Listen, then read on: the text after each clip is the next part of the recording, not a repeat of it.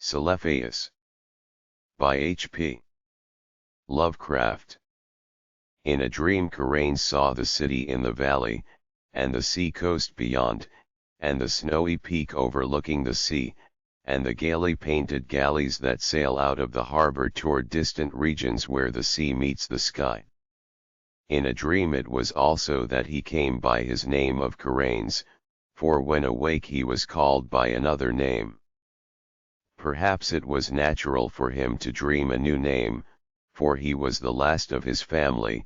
and alone among the indifferent millions of London, so there were not many to speak to him and to remind him who he had been. His money and lands were gone, and he did not care for the ways of the people about him, but preferred to dream and write of his dreams. What he wrote was laughed at by those to whom he shewed, so that after a time he kept his writings to himself, and finally ceased to write. The more he withdrew from the world about him, the more wonderful became his dreams, and it would have been quite futile to try to describe them on paper. Karains was not modern, and did not think like others who wrote. Whilst they strove to strip from life its embroidered robes of myth, and to shew in naked ugliness the foul thing that is reality, Karain sought for beauty alone. When truth and experience failed to reveal it, he sought it in fancy and illusion, and found it on his very doorstep, amid the nebulous memories of childhood tales and dreams. There are not many persons who know what wonders are open to them in the stories and visions of their youth, for when as children we listen and dream, we think but half-formed thoughts, and when as men we try to remember, we are dulled and prosaic with the poison of life. But some of us awake in the night with strange phantasms of enchanted hills and gardens, of fountains that sing in the sun, of golden cliffs overhanging murmuring seas, of plains that stretch down to sleeping cities of bronze and stone, and of shadowy companies of heroes that ride caparisoned white horses along the edges of thick forests, and then we know that we have looked back through the ivory gates into that world of wonder which was ours before we were wise and unhappy. Karains came very suddenly upon his old world of childhood. He had been dreaming of the house where he had been born, the great stone house covered with ivy, where 13 generations of his ancestors had lived, and where he had hoped to die. It was moonlight, and he had stolen out into the fragrant summer night, through the gardens, down the terraces, past the great oaks of the park, and along the long white road to the village. The village seemed very old, eaten away at the edge like the moon which had commenced to wane, and Karains wondered whether the peaked roofs of the small houses hid sleep or death. In the streets were spears of long grass, and the window panes on either side were either broken or filmily staring. Karains had not lingered, but had plodded on as though summoned toward some goal. He dared not disobey the summons for fear it might prove an illusion like the urges and aspirations of waking life, which do not lead to any goal. Then he had been drawn down a lane that led off from the village street toward the Channel cliffs, and had come to the end of things, to the precipice and the abyss where all the village and all the world fell abruptly into the unechoing emptiness of infinity, and where even the sky ahead was empty and unlit by the crumbling moon and the peering stars. Faith had urged him on, over the precipice and into the gulf, where he had floated down, down, down, past dark, shapeless, undreamed dreams, faintly glowing spheres that may have been partly dreamed dreams, and laughing winged things that seemed to mock the dreamers of all the worlds. Then a rift seemed to open in the darkness before him, and he saw the city of the valley, glistening radiantly far, far below, with a background of sea and sky, and a snow-capped mountain near the shore. Karains had awaked the very moment he beheld the city, yet he knew from his brief glance that it was none other than Celephaïs, in the valley of Oath-Nargai beyond the Tonarian hills, where his spirit had dwelt all the eternity of an hour one summer afternoon very long ago, when he had slipped away from his nurse and let the warm sea breeze lull him to sleep as he watched the clouds from the cliff near the village. He had protested then, when they had found him, waked him, and carried him home, for just as he was aroused he had been about to sail in a golden galley for those alluring regions where the sea meets the sky. And now he was equally resentful of awaking, for he had found his fabulous city after 40 weary years. But 3 nights afterward Carains came again to Celephaïs. As before, he dreamed first of the village that was asleep or dead, and of the abyss down which one must float silently. Then the rift appeared again, and he beheld the glittering minarets of the city, and saw the graceful galleys riding at anchor in the blue harbor, and watched the ginkgo trees of Mount Aran swaying in the sea breeze.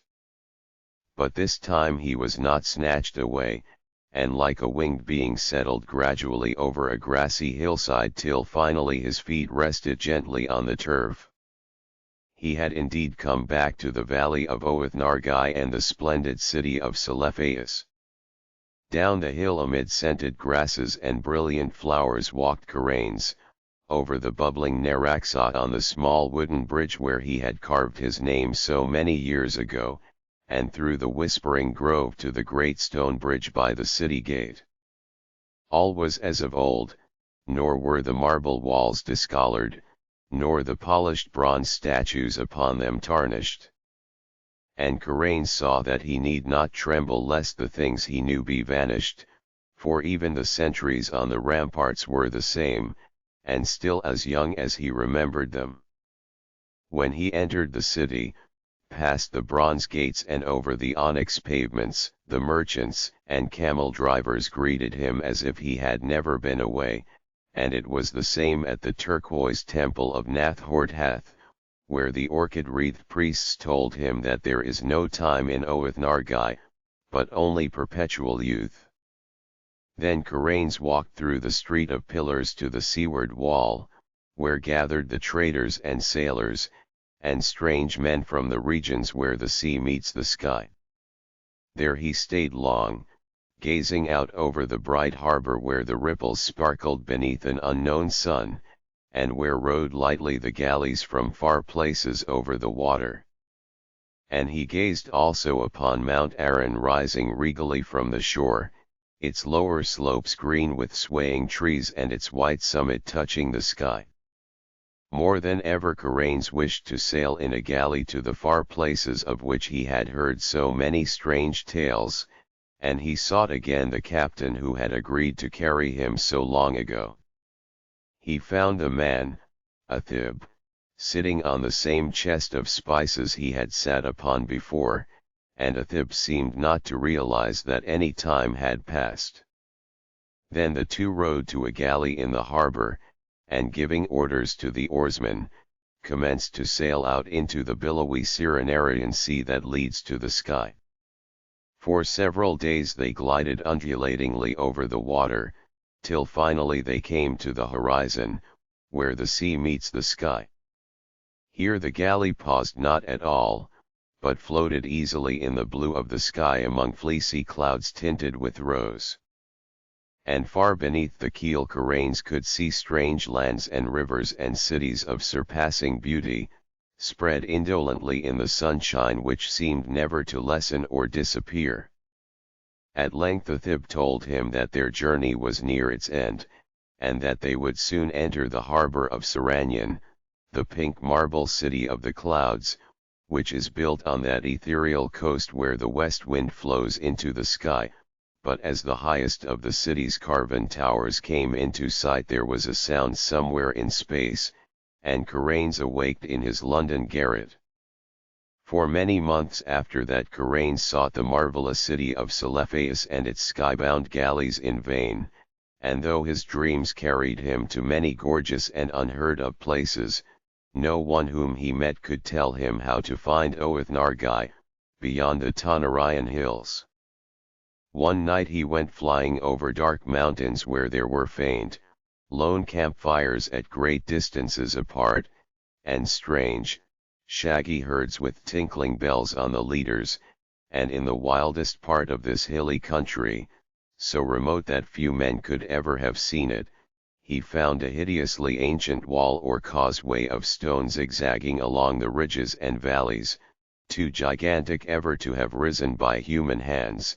and of such a length that neither end of it could be seen.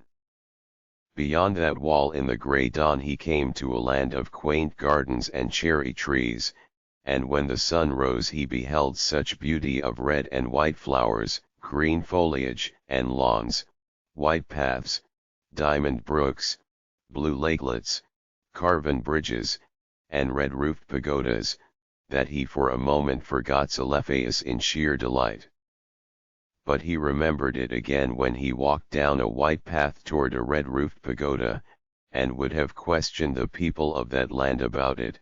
had he not found that there were no people there,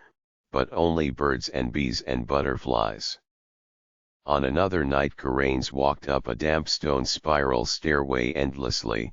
and came to a tower window overlooking a mighty plain and river lit by the full moon, and in the silent city that spread away from the river bank he thought he beheld some feature or arrangement which he had known before. He would have descended and asked the way to Oath-Nargai had not a fearsome aurora sputtered up from some remote place beyond the horizon, shewing the ruin and antiquity of the city, and the stagnation of the reedy river, and the death lying upon that land, as it had lain since King Kynaratholes came home from his conquests to find the vengeance of the gods. So Karanes sought fruitlessly for the marvelous city of Celephaïs and its galleys that sail to Saranian in the sky, meanwhile seeing many wonders and once barely escaping from the high priest not to be described, which wears a yellow silken mask over its face and dwells all alone in a prehistoric stone monastery on the cold desert plateau of Leng. In time he grew so impatient of the bleak intervals of day that he began buying drugs in order to increase his periods of sleep. Hashish helped a great deal, and once sent him to a part of space where form does not exist, but where glowing gases study the secrets of existence. And a violet-colored gas told him that this part of space was outside what he had called infinity. The gas had not heard of planets and organisms before, but identified Karanes merely as one from the infinity where matter, energy, and gravitation exist. Karanes was now very anxious to return to minaret-studded Celephaïs, and increased his doses of drugs, but eventually he had no more money left, and could buy no drugs. Then one summer day he was turned out of his garret, and wandered aimlessly through the streets, drifting over a bridge to a place where the houses grew thinner and thinner. And it was there that fulfillment came, and he met the cortege of knights come from Celephaïs to bear him thither forever. Handsome knights they were, astride roan horses and clad in shining armor with tabards of cloth of gold curiously emblazoned. So numerous were they, that Karanes almost mistook them for an army, but their leader told him they were sent in his honor, since it was he who had created Oath-Nargai in his dreams, on which account he was now to be appointed its chief god for evermore. Then they gave Karanes a horse and placed him at the head of the cavalcade, and all rode majestically through the downs of Surrey and onward toward the region where Karanes and his ancestors were born. It was very strange, but as the riders went on they seemed to gallop back through time,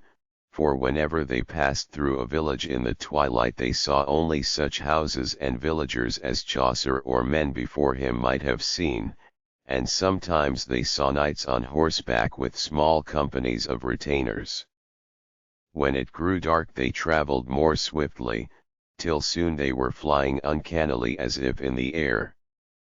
In the dim dawn they came upon the village which Karains had seen alive in his childhood, and asleep or dead in his dreams. It was alive now, and early villagers curtsied as the horseman clattered down the street and turned off into the lane that ends in the abyss of dreams. Karains had previously entered that abyss only at night, and wondered what it would look like by day, so he watched anxiously as the column approached its brink. Just as they galloped up the rising ground to the precipice, a golden glare came somewhere out of the east and hid all the landscape in effulgent draperies.